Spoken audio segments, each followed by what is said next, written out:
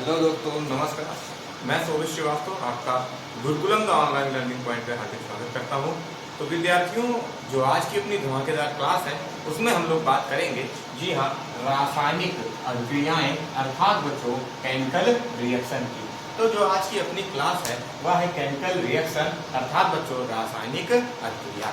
तो बच्चों, सबसे पहले हम ये जानने का प्रयास करते हैं कि कब हमें ऐसा पता चलेगा कि रासायनिक अभिक्रिया हुई है, रासायनिक अभिक्रिया हुई है।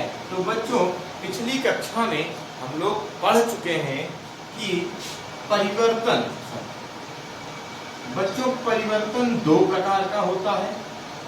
परिवर्तन दो होता है बच्चों, एक होता है भौतिक परिवर्तन,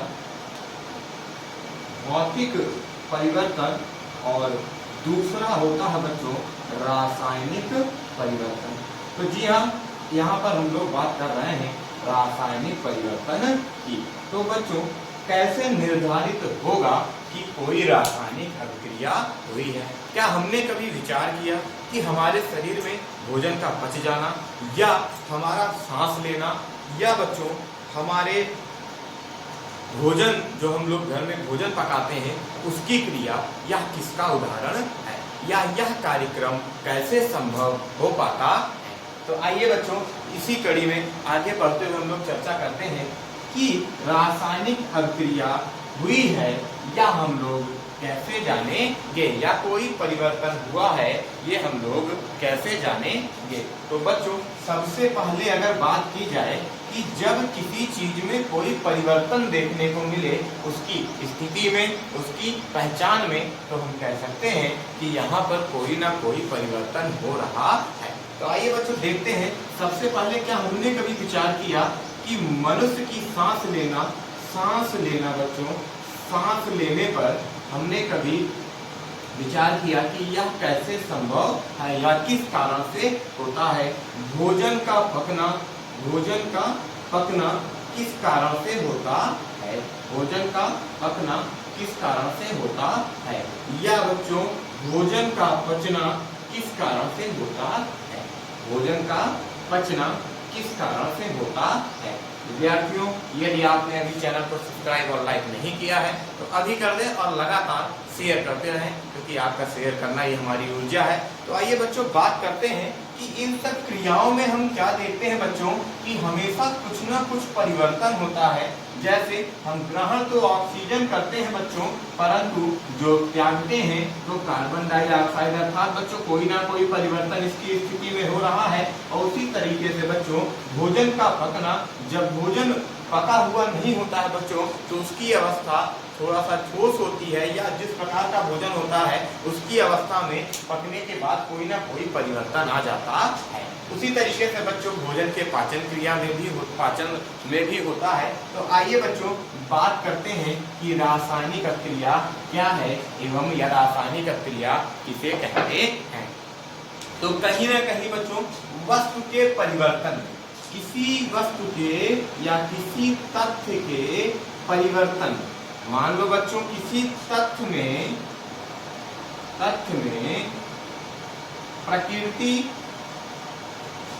किसी तथ्य में प्रकृति या पहचान में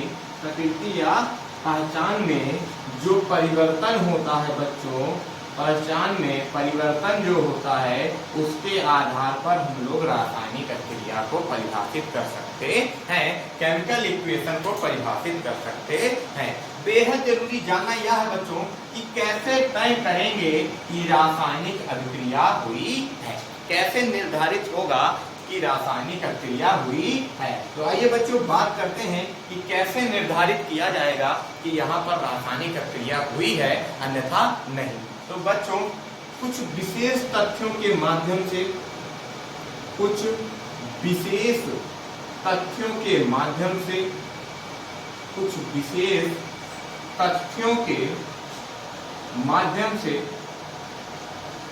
हम निर्धारित करेंगे कि रासायनिक अभिक्रिया हुई है या नहीं। तो सबसे पहले बच्चों बात करते हैं इन विशेष तथ्यों में, जो पहला तत्व है बच्चों अवस्था में परिवर्तन।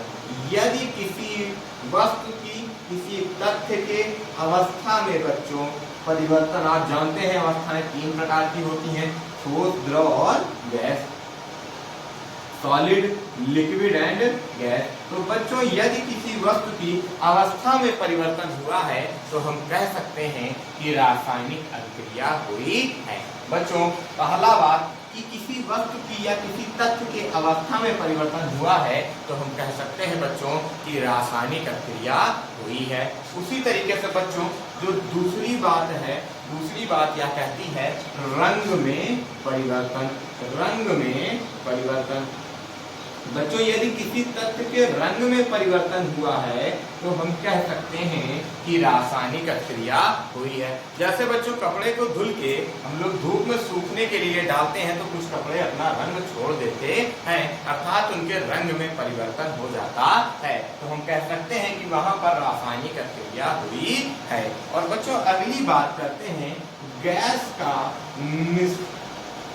निकलना, गैस का उत्सर्जन या गैस का निकलना। तो बच्चों गैस के उत्सर्जन से तात्पर्य यह है कि यदि किसी वस्तु की या किसी तत्व में गैस का उत्सर्जन होता है तो हम कह सकते हैं कि रासायनिक अभिक्रिया हुई है। और अंतिम बात हम लोग बच्चों जो कहते हैं वो ये कहते हैं तापमान में परिवर्तन। यदि बच्चों किसी तत्व के तापमान में परिवर्तन होता है तो हम कह सकते हैं कि रासायनिक अभिक्रिया हुई है, तापमान में परिवर्तन। तो बच्चों देखिए हम लोगों ने जैसा कि सीखा कि किस आधार पर हम कहेंगे कि रासायनिक अभिक्रिया हुई है। तो बच्चों इससे पहले हमने सीखा कि रासायनिक अभिक्रिया तभी होगी जब किसी चीज की प्रकृति और पहचान में कोई ना कोई परिवर्तन देखने को मिले। तो बच्चों इसी के प्रकृति या पहचान में कोई परिवर्तन देखने को मिले। तो बच्चों जैसे यहाँ पर अवस्था में परिवर्तन, यदि बच्चों भोजन पकने से पहले उसकी अवस्था कुछ और होती है और पकने के बाद बच्चों अवस्था कुछ और हो जाती है, ठीक उसी प्रकार से बच्चों रंग में परिवर्तन की बात करते हैं। और अगला है गैस का उत्सर्जन। और बच्चों आखिरी बात हम करते हैं तापमान में परिवर्तन। यदि बच्चों रासायनिक अभिक्रिया को कैसे पहचानेंगे कि यहाँ पर रासायनिक अभिक्रिया हुई है या नहीं हुई है, तो बच्चों अवस्था में परिवर्तन होगा तो रासायनिक अभिक्रिया हुई है, रंग में परिवर्तन होगा तो रासायनिक अभिक्रिया हुई है, गैस का उत्सर्जन होगा तो रासायनिक अभिक्रिया हुई है, और तापमान में परिवर्तन होगा बच्चों तो रासायनिक अभिक्रिया हुई है। बच्चों वीडियो को शेयर करते रहे लगातार। अवस्था में परिवर्तन तो रासायनिक अभिक्रिया, रंग में परिवर्तन तो रासायनिक अभिक्रिया, गैस का उत्सर्जन होगा तो रासायनिक अभिक्रिया, और तापमान में परिवर्तन होगा तो रासायनिक अभिक्रिया हुई है। तो आइए बच्चों एक उदाहरण देखते हैं यहाँ पर कि चमकदार श्वेत लौह में, आइए बच्चों एक उदाहरण देखते हैं।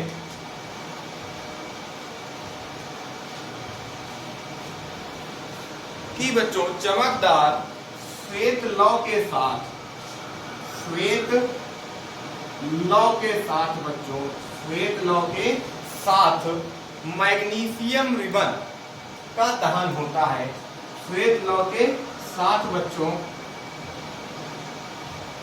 मैग्नीशियम रिबन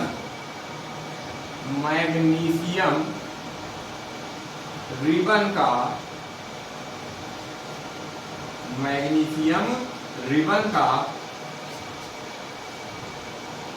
जब दहन होता है बच्चों, दहन होता है इसके साथ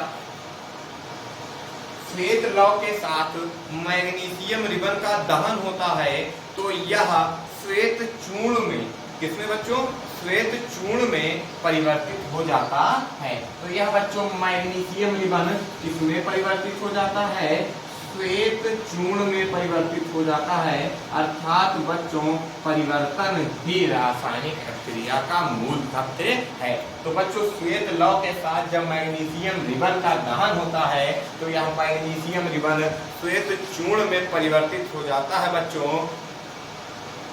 कौन परिवर्तित हो जाता है बच्चों, मैग्नीशियम रिबन श्वेत चूर्ण में परिवर्तित हो जाता है बच्चों। यह श्वेत चूर्ण मैग्नीशियम ऑक्साइड का चूर्ण है। ये श्वेत चूर्ण क्या है बच्चों? मैग्नीशियम ऑक्साइड का चूर्ण है। मैग्नीशियम ऑक्साइड का चूर्ण है बच्चों, मैग्नीशियम ऑक्साइड का चूर्ण है। और देख रहे हैं आप यहाँ पर कि श्वेत लौह के साथ जब मैग्नीशियम रिबन का दहन किया जाता है बच्चों, तो यह श्वेत चूर्ण में परिवर्तित हो जाता है, जो कि मैग्नीशियम ऑक्साइड का चूर्ण है। तो देख रहे हैं आप लगातार बच्चों की परिवर्तन ही रासायनिक अभिक्रिया का मूल तथ्य है। तो बच्चों जब कैसे पहचानेंगे हम लोग कि रासायनिक अभिक्रिया हुई है? पहला, तापमान में परिवर्तन, गैस का उत्सर्जन, रंग में परिवर्तन और बच्चों अवस्था में परिवर्तन। यदि कोई चीज ठोस में है तो वह द्रव में परिवर्तित हो जाएगी बच्चों। जैसे बर्फ से जल, बर्फ से बच्चों जब जल बनती है तो इसके अवस्था में परिवर्तन होता है, तो हम कह सकते हैं बच्चों कि रासायनिक अभिक्रिया हुई है, रासायनिक अभिक्रिया हुई है। तो धन्यवाद बच्चों। इसी के साथ रासायनिक अभिक्रिया की अगली कड़ी में हम लोग रासायनिक अभिक्रिया के प्रकार एवं उनके भाग और उनके तमाम उदाहरणों को देखेंगे। तब तक के लिए धन्यवाद। जिन्होंने अभी चैनल को सब्सक्राइब नहीं किया है तो चैनल को सब्सक्राइब कर दें, लाइक और शेयर करना ना भूलें।